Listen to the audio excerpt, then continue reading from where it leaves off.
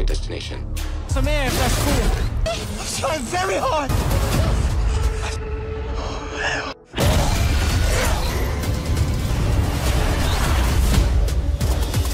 একটি দুর্ঘটনার কবলে পড়ে পৃথিবী থেকে 2.48 ট্রিলিয়ন কিলোমিটার পার করার পর একটি অজানা গ্রহে গিয়ে পৌঁছায় কিছু মানুষ, যাদের মধ্যে সবাই মারা যায়, কিন্তু একটি ছেলে এবং একটি মেয়ে কিভাবে ভয়ঙ্কর সব এলিয়েনদের হাত থেকে নিজেদেরকে বাঁচিয়ে দুজন দুজনের মধ্যে ভালোবাসার মিল খুঁজে পায়, সেটা একেবারেই অবাক করা।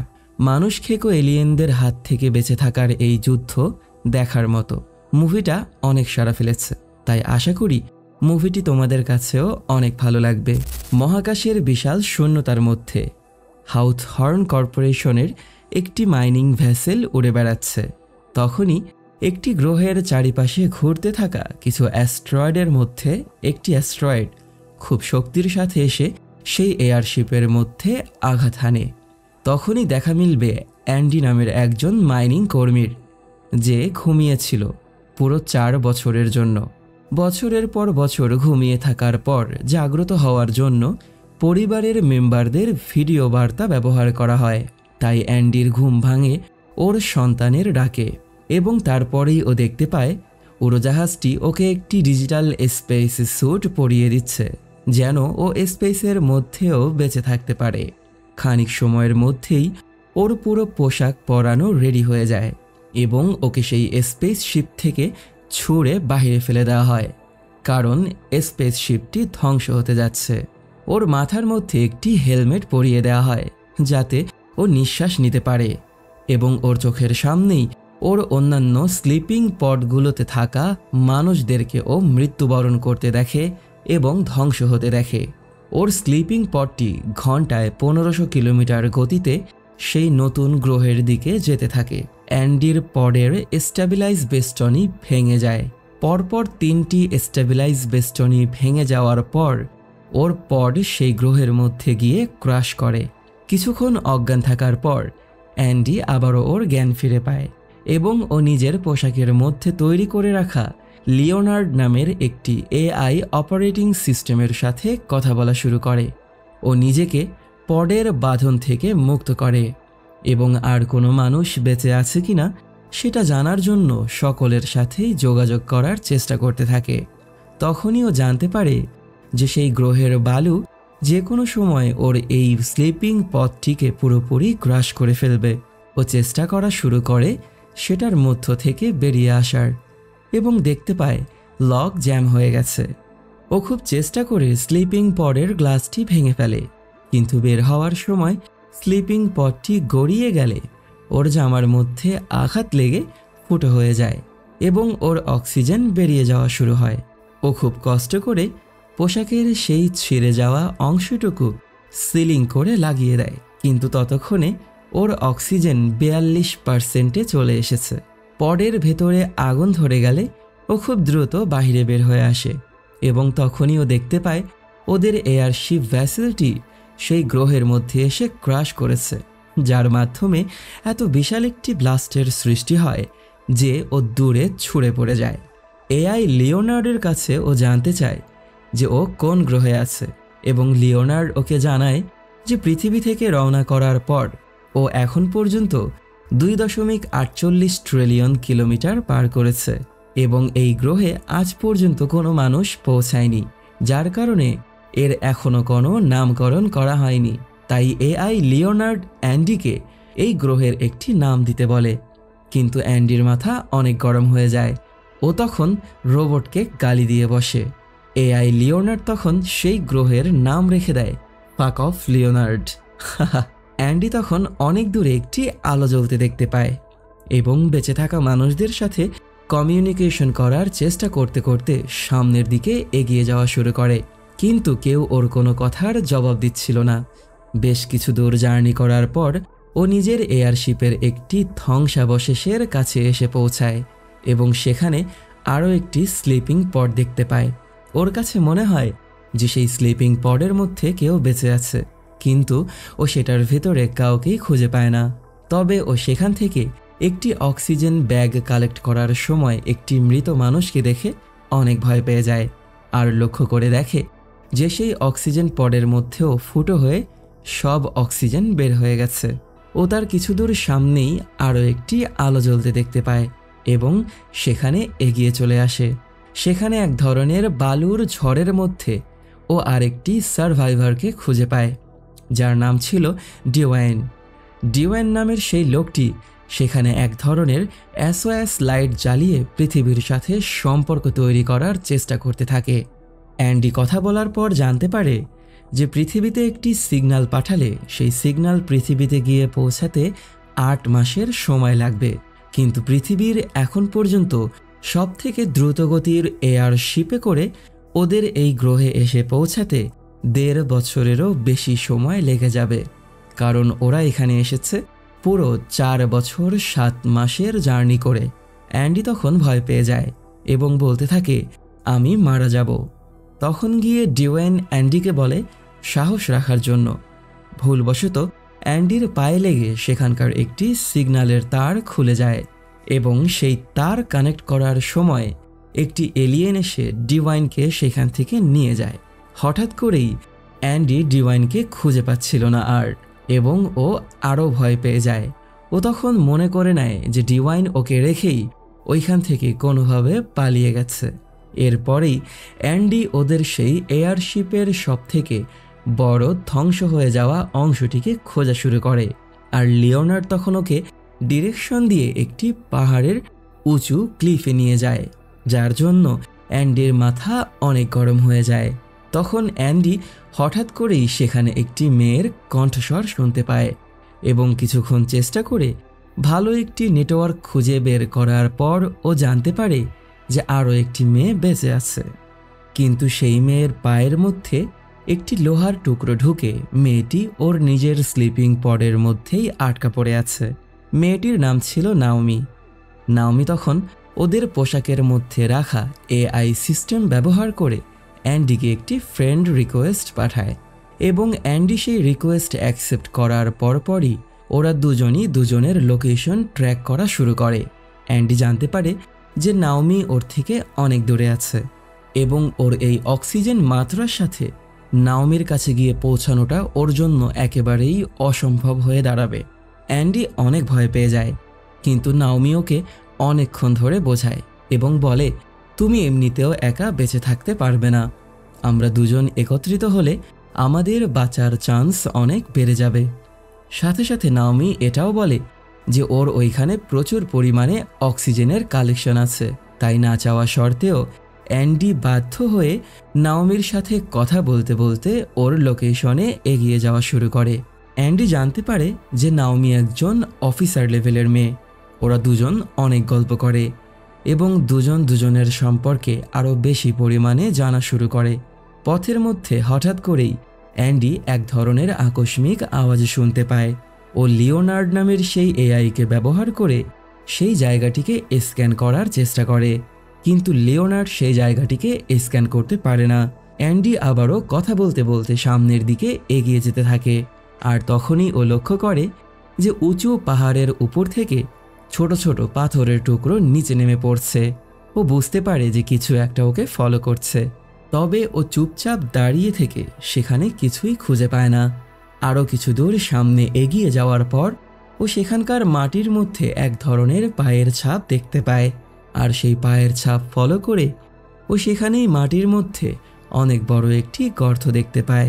ও অনেক ভয় পেয়ে যায় এবং চিৎকার করে নাওমিকে বলতে থাকে যে আমি মাত্রই এলিয়েনদের ঘর খুঁজে পেয়েছি, আমি জানি না ওরা আশেপাশে আছে কিনা এবং আমাকে ফলো করছে কিনা, তবে আমার অনেক ভয় করছে। আরও কিছু দূর এগিয়ে যাওয়ার পর ও সেখানে এক ধরনের মাকড়সার জাল দেখতে পায় এবং অনেক ভয় পেয়ে যায়। যাত্রাপথে ও এমন একটি জায়গায় এসে পৌঁছায় যেখানে টেম্পারেচার 42.2 ডিগ্রি হয়ে আছে। তখনই নাওমি অ্যান্ডিকে জানায় যে ওর আশেপাশে আরও কিছু মানুষের সিগন্যাল পাওয়া যাচ্ছে। অ্যান্ডি আশেপাশে খুঁজে কাউকেই দেখতে পায় না এবং ও বুঝতে পারে কিছু একটা ওকে ফলো করছে। ও নিজের হেলমেটের লাইট বন্ধ করে সেখানেই লুকিয়ে থাকে, আর কিছুক্ষণ সেখানে লুকিয়ে থাকার পর নাওমির দেয়া একটি বুদ্ধি অনুযায়ী ও নিজের আশেপাশে থাকা সেই সিগন্যালগুলোকে ট্র্যাক করা শুরু করে এবং সেখানে বেশ কয়েকটি এলিয়েনকে খুঁজে পায়। আকাশের মধ্যে একটি ফ্লেয়ারের আলো দেখতে পেয়ে ওর চোখে এলিয়েনগুলো ভেসে ওঠে এবং ও এলিয়েনগুলোর হাত থেকে নিজের জীবন বাঁচানোর জন্য সেখান থেকে পালানো শুরু করে। ও একটি গর্তের মধ্যে পড়ে যায় এবং ওর হেলমেটের লাইট চালানোর সাথে সাথেই সেই এলিয়েন ওকে মারার জন্য আক্রমণ করতে থাকে। ও পালাতেই থাকে আর এক পর্যায়ে গিয়ে পাহাড়ের ওপর থেকে অনেক নিচে পড়ে যায়। ও আবারও নাওমির সাথে কথা বলা শুরু করে এবং বলে, আমি মাত্রই মরতে মরতে বেঁচে গিয়েছি। এক ধরনের এলিয়েন আমাকে মেরে ফেলার জন্য তাড়া করছে। নাওমি ওকে বলে যে আমি দেখতে পাচ্ছি তোমার পোশাকের মধ্যে আবারও ফুটো হয়ে গেছে। ও সেই ফুটোটাকেও সিল করে দেয়, কিন্তু ততক্ষণে ওর অক্সিজেনের মাত্রা 12.3% চলে এসেছে। তখনই অ্যান্ডি এবং নাওমি ডিওয়াইনের সিগন্যাল খুঁজে পায় এবং ডিওয়াইনের কথা শুনতে পায়। ওরা জানতে পারে যে ডিওয়াইন বিপদে আছে এবং এলিয়েনরা ওকে ঘিরে ফেলেছে। ডিওয়াইন অ্যান্ডির অনেক কাছাকাছি ছিল, এই জন্য না চাওয়া সত্ত্বেও অ্যান্ডি ডিওয়াইনের জীবন বাঁচানোর জন্য ওর দিকে এগিয়ে যাওয়া শুরু করে। অ্যান্ডি দেখতে পায় যে ডিওয়াইন আকাশের মধ্যে সেই ফ্লেয়ার ছুঁড়ে মেরেছে। অ্যান্ডি সেখানে এসে পৌঁছানোর সাথে সাথেই একটি এলিয়েন ডিওয়াইনকে আক্রমণ করে ওর হাত পা ছিঁড়ে ওকে খাওয়া শুরু করে। অ্যান্ডি তখন সেখানে ভয়ে লুকিয়ে পড়ে। নাওমি ওকে পালিয়ে যাওয়ার জন্য বলে, কিন্তু ও পালানোর সময় পাশেই আরও একটি এলিয়েনকে দেখতে পায় যেটা অন্য একটি মৃত মানুষকে খাচ্ছিল। অ্যান্ডির হাতে পালানোর রাস্তা বন্ধ হয়ে যায় এবং মানুষদেরকে এভাবে খেতে দেখে অ্যান্ডি অনেক ভয় পেয়ে যায়। নাওমি যেহেতু একজন সুপারভাইজার, তাই ওর কাছে ক্ষমতা ছিল যে ও যে কোনো কর্মীকেই কমিউনিকেশন রিকোয়েস্ট পাঠাতে পারবে। তাই নাওমি কমিউনিকেশন রিকোয়েস্ট পাঠিয়ে সেখানে থাকা একটি পডের আলো জ্বালিয়ে দেয়, কিন্তু দুর্ভাগ্যবশত অ্যান্ডি সেই পডের মধ্যেই লুকিয়েছিল মৃত লোকটির পাশে। এলিয়েনরা অ্যান্ডির লোকেশন পেয়ে যায় এবং আবারও অ্যান্ডিকে বাঁচানোর জন্য নাওমি একই সাথে সেখানে থাকা সবগুলো কমিউনিকেশন রিকোয়েস্ট চালু করে দেয় আর একই সাথে সেখানে থাকা সবগুলো স্লিপিং পডের মধ্যে আলো জ্বলে ওঠে। এই সুযোগকে কাজে লাগিয়ে অ্যান্ডি সেখান থেকে পালিয়ে যাওয়ার জন্য দৌড় দেয়, কিন্তু কিছু সময়ের মধ্যেই এলিয়েনরা আবারও ওর পিছু করা শুরু করে। তখনই অ্যান্ডি এমন একটি জায়গায় এসে পৌঁছায় যেখানে এলিয়েনগুলো ওকে আর অ্যাটাক করছিল না। কোনো একটা কারণে ধোয়ালো সেই জায়গার মধ্যে এলিয়েনগুলো ঢুকছে না। অ্যান্ডি একটু অবাক হয়ে যায়। অ্যান্ডি এত পরিমাণে ভয় পেয়ে যায় যে ওর নিজের মনকে শান্ত করার জন্য ও একটি গান গেয়ে বসে, যে গানটি ও নিজের সন্তানকে শোনায় যখন ওর সন্তান ভয় পেয়ে যায়। আর খানিক সময়ের মধ্যেই অ্যান্ডির সেই গানের জন্য নাওমির মনও শান্ত হয়ে যায়। অ্যান্ডি আবারও সামনের দিকে এগিয়ে যাওয়া শুরু করে। ওর কাছে আর মাত্র 8% অক্সিজেন বেঁচে আছে। কিছু দূর যাওয়ার পর ও এক ধরনের জোনাকি পোকা দেখতে পায়, যেটা দেখে ওর কাছে অনেক ভালো লাগে। ও নাওমির কাছে এই প্রথমবার এই গ্রহের কোনো কিছুর সম্পর্কে তারিফ করা শুরু করে। আর তখনই একটি জোনাকি পোকা ওর সামনে উড়ে আসলে জোনাকি পোকাটি লাল হয়ে যায় এবং ওকে অ্যাটাক করে বসে। এত ছোট পোকা হওয়া সত্ত্বেও সেই পোকাগুলোর ক্ষমতা ছিল অনেক এবং সেগুলো খুব ফোর্সের সাথে ওকে অ্যাটাক করে ওকে সামনের দিকে তাড়িয়ে দেয়। আর তখন অ্যান্ডি আবারও একটি আকস্মিক ভয়ঙ্কর আওয়াজ শুনতে পায় এবং বুঝতে পারে ওর আশেপাশে কিছু একটা ঘুরে বেড়াচ্ছে। একটি স্যান্ড ওয়ার্ম মাটির নিচ থেকে উঠে এসে ওর পায়ে কামড় দিয়ে ধরে এবং একটু একটু করে ওকে আস্ত গিলে ফেলা শুরু করে। নাওমি তখন অ্যান্ডিকে বলে, তুমি তোমার সন্তানের কথা মনে করতে থাকো এবং নিজের মধ্যে সাহস ধরে রাখো। অতিরিক্ত ফোর্স বলের জন্য অ্যান্ডি যখন অজ্ঞান হয়ে যাবে, ঠিক তখনই অ্যান্ডি সেই এআই লিওনার্ডকে বলে একটি হার্ট অ্যাটাকের শট রেডি করার জন্য।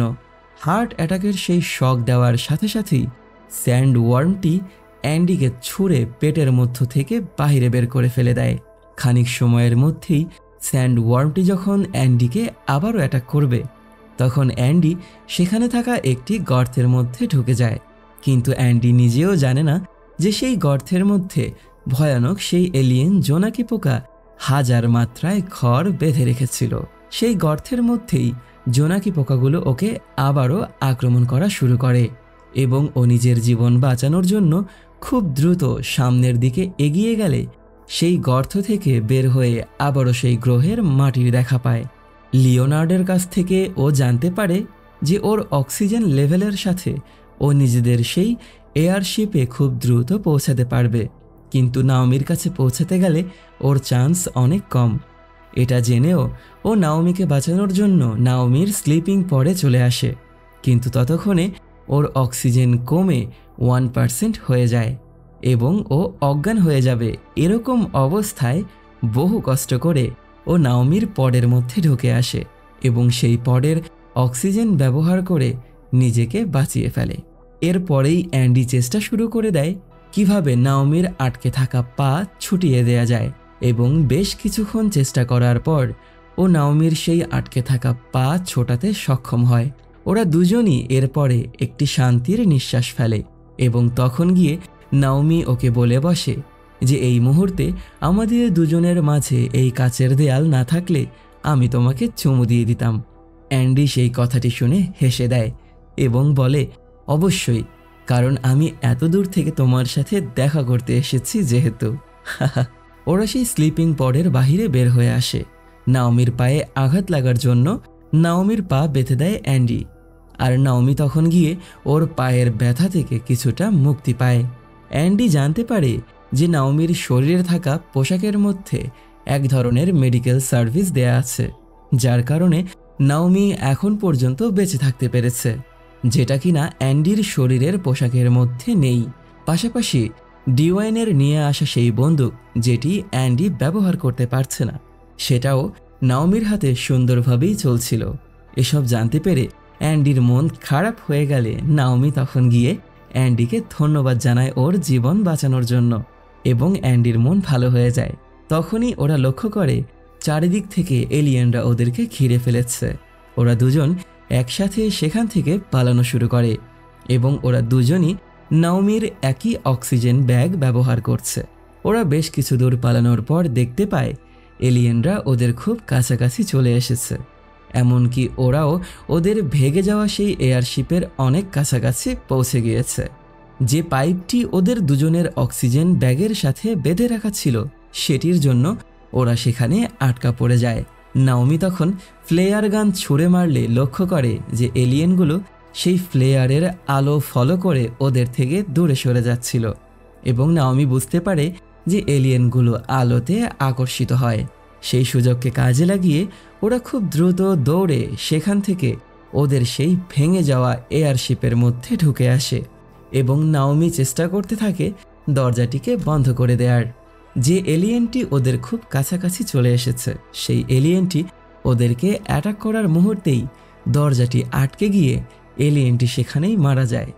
আর একটি এলিয়েনকে মারতে পেরে অ্যান্ডি আনন্দে আত্মহারা হয়ে পড়ে এবং ভয়ানক আওয়াজের মাধ্যমে ওরা বুঝতে পারে যে এলিয়েনগুলো সেই এয়ারশিপের মধ্যে ঢুকে আসার রাস্তা খুঁজে বেড়াচ্ছে। ওরা বাঁচার জন্য কি করবে এটা ভাবতে ভাবতেই সেখানে ওরা এমন একটি কার্গো হোল্ড সেকশন খুঁজে পায় যার মধ্যকার আবহাওয়া মানুষের বেঁচে থাকার জন্য একেবারেই পারফেক্ট ছিল, কিন্তু ওদেরকে শুধুমাত্র সেই কার্গো হোল্ড সেকশনে ঢোকার জন্য মাধ্যম খুঁজে বের করতে হবে।